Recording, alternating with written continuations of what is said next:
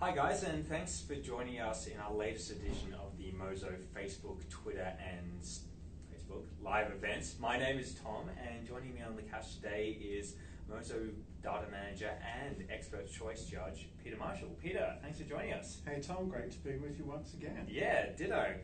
So we recently revealed the 2018 Mozo Experts Choice Credit Card Awards with our expert judges, like Peter. Analysing 199 different credit cards from 67 different providers in order to work out which options offered Aussies like you guys the best value. And in recognition of those awards, what we thought we'd do today is to get you, Peter, to tell us a little bit more about the awards, some of the winners, and how we found the best credit cards of 2018. And as always, this is a live event, so if you have any questions about credit cards, please feel free to comment below and we'll try to answer as many as we can at the end. So, first question, Peter. Let's start off with a question about the Mozo Experts Choice Awards themselves. So, can you tell us a little bit about what they are, what they're designed to do, and how they achieve it? Yeah, sure, Tom. Look, Mozo recognises that people don't want to be paying any more than they need to for everyday services. So, and particularly when there are hundreds of options out there for most of those services these days, it can be really hard to figure out which is the best for your situation. So Mozo's awards are designed to highlight the products that offer the best value for different types of people for everyday consumer services. That includes things like banking, energy and insurance. So throughout the year we go through and we work out which products in those categories offer the best value. So if you see a credit card advertisement that's got a Mozo Experts Choice badge on it, you know that it's been through a rigorous assessment process. Sure. It's not just the provider saying this is a great product. We've looked at it, we've assessed it against its peers and chosen it as one of the best. Okay, pretty straightforward then. Yep. Okay, so how about a little bit of nitty-gritty about credit cards themselves, because this is about credit card awards. So, according to ASIC research released earlier this year, a third of people who use balance transfer credit cards actually wind up in more debt than they were in before. As part of the Mozo Expert Choice Awards, we handed out awards for balance transfer credit cards. So, how do you think choosing the right balance transfer card can help fix this problem? Sure. So balance transfers are when you take your debt from an existing card, transfer it to a new card, and you get a special rate for a certain period of time. Now those rates can be anywhere from 0% to up around 5%, and it can be applied for anywhere from sort of 6 months usually up to as long as 36 months.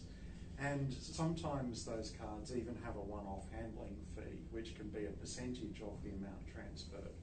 So there's a lot of different moving parts. So what we did for this award is we used a fairly typical balance transfer scenario using the average credit card debt and worked out how long it would take to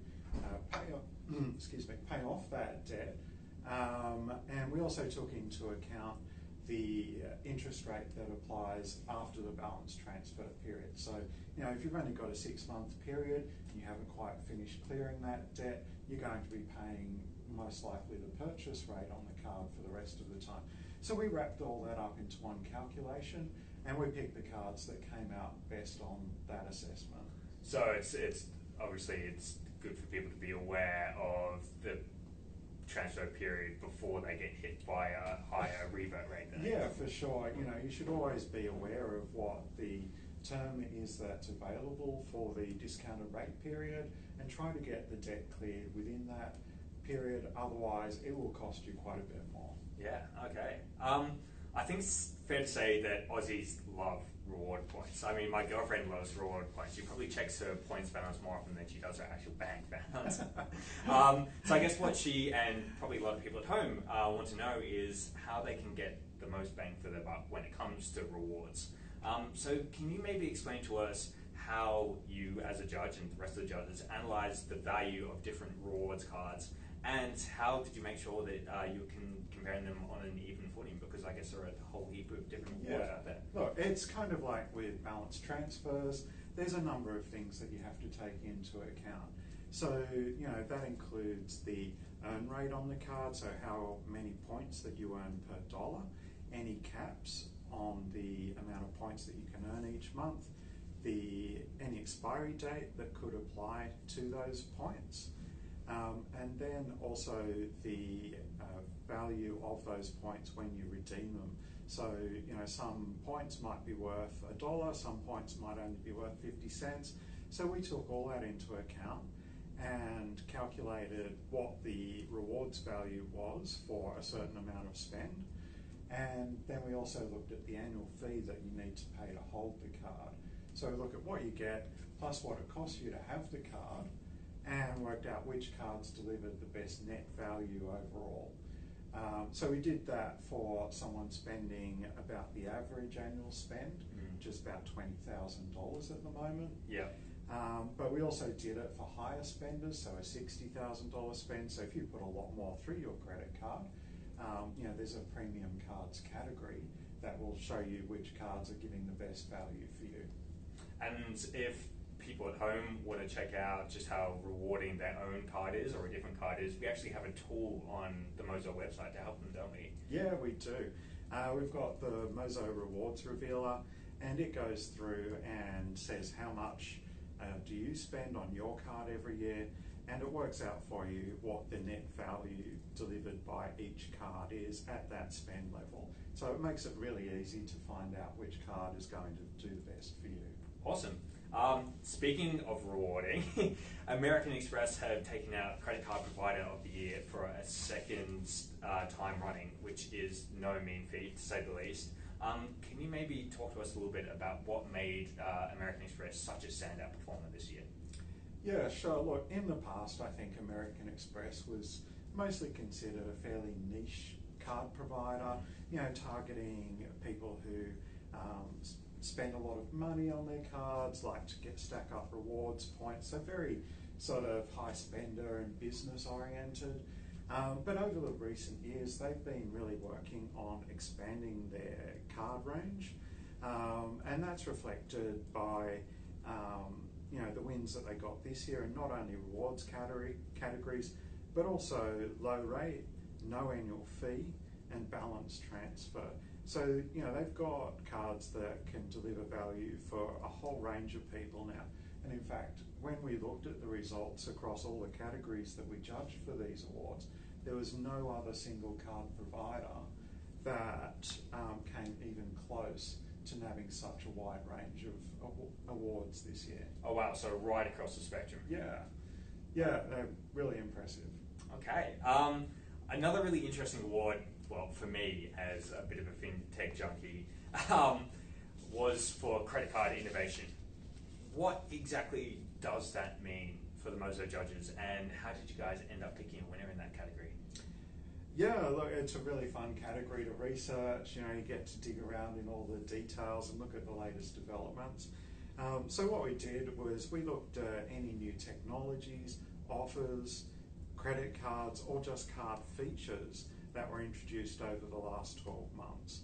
We looked at how unique they were, what practical utility they offer to consumers, and how they might point toward future trends.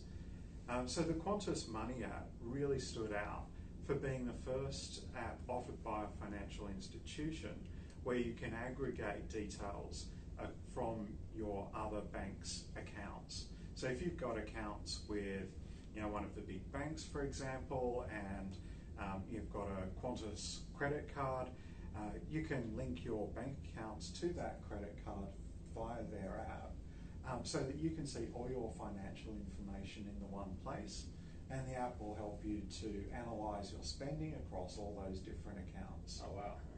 Yeah. Previously, this kind of functionality was really only available via third-party apps. So it's great to see a financial institution, stepping into that space and really pushing what their app can do. And do they have many banks and other providers on board so far? They have quite a range already, but they don't have every bank yet. They have been working on expanding the range. So, you know, if you're thinking about getting the card so you can use their app, just check that your bank's included on their list. Yeah, for sure. Okay, final question from me, and then we'll move on to some audience questions, if we have any. So, Peter, this one's for you, obviously. If you could give one piece of standout advice about choosing a credit card, what would it be? Yeah, for sure.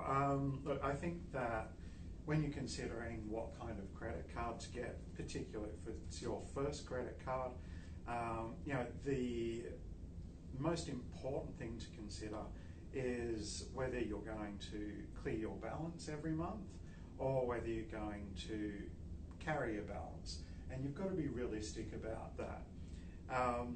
You know, if you're going to carry a balance on your card, the most important consideration is going to be the interest rate. You know, interest rates can be as high as 20%. And to give an example of what that really means, if you're carrying a balance of even just $2,000 on your card, if you've got a 20% interest rate, that's about $33 for every month that you carry that balance. Wow. So, you know, over a year that adds up to, you know, about $400. It's quite a bit of money. If you're going to clear your balance every month, get a no annual fee card.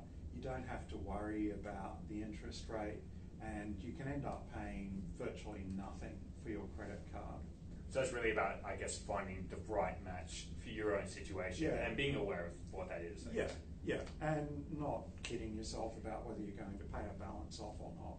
I guess one great place to start if you're looking for a card for yourself is to check out all our Mozo Experts Choice winners at mozo.com.au/experts choice, or if you're looking for a greater range of cards, head over to our homepage, mozo.com.au, and then navigate to the credit card section. So I think it's time for some audience questions, if we have any. Yeah, we've got about 4 questions. Oh, awesome. The first comes from Roisin. Hi there, Tom and Peter. Peter, what card would you recommend to get the most frequent flyer points? For the Experts Choice Awards for credit cards this year, we actually did some dedicated frequent flyer categories. So that's both Qantas and Velocity. They have their own frequent flyer programs. That's Virgin, isn't it? Yeah, Velocity is Virgin. Yeah. For those categories, we not only looked at the net value that you can get from the rewards program and took into account the annual fee. We also took into account the value of things like lounge passes and flight discounts or free flights that a lot of these dedicated cards offer. Oh, cool. Okay. Well, that's probably a pretty popular option for a lot of people out there. Any other questions? Yep, so we've got 3 more. The next one's from Elizabeth, and she asks, are rewards cards really worth it? The annual fees are so high. Would you like me to take that one, Peter? No, I'm just joking. You can definitely take that one. Look, rewards cards can be worth it, but you've just got to make sure that the amount of money that you spend on your card each year is going to allow you to get the sufficient rewards out of it to make up for the annual fee that you'll be paying. You know, there are a few rewards cards out there that have no annual fee, and a couple of those did really well in the Experts Choice Awards this year, unsurprisingly. You know, it's all benefit. But yeah, just make sure that the value equation's going to stack up. And, you know, having a look at some of the rewards winners on our site this year is a great place to start. I guess our rewards revealer, which we've already talked about, is another great tool to use in that respect. Absolutely, yeah. That can guide you through all the complex calculations, make it really easy to work out which cards are going to work for you. Awesome. 2 more questions, was that right? Correct. Next is from Sarah. She says, I've never had a credit card before. What would be a good place to start in regards to getting one? Okay, so with getting a credit card, it can be it's a pretty big commitment. You've got to make sure that you're aware of the costs involved in it, but it can also be a great way to start building up a credit history. You know, so getting a card where you can get a fairly low credit limit to start off with is a good idea, just so that if you're out on a bit of a shopping spree, you don't splurge too much and, get into a bit more debt than you can handle. But, they can be a really useful tool. A lot of cards these days have what's called an interest-free period. So it's a number of days from the statement date in which new purchasers won't get charged interest. There is a bit of a catch there. To qualify for those free days, you do have to make sure that you've paid the card off in full by the next statement. Otherwise, interest will be charged from the original date of the purchase. But just make sure that, I think particularly for a first card holder, that's a great feature to have. Sounds good. Do we have time for one more question, then we'll let you go? Sure. Awesome. So the last is from Lucas, and he says, "Hi, I'm planning to go overseas later this year. Can I take my normal credit card, or will I end up paying too many fees?" That is a question that I had last year, so I wish you'd been there or here then.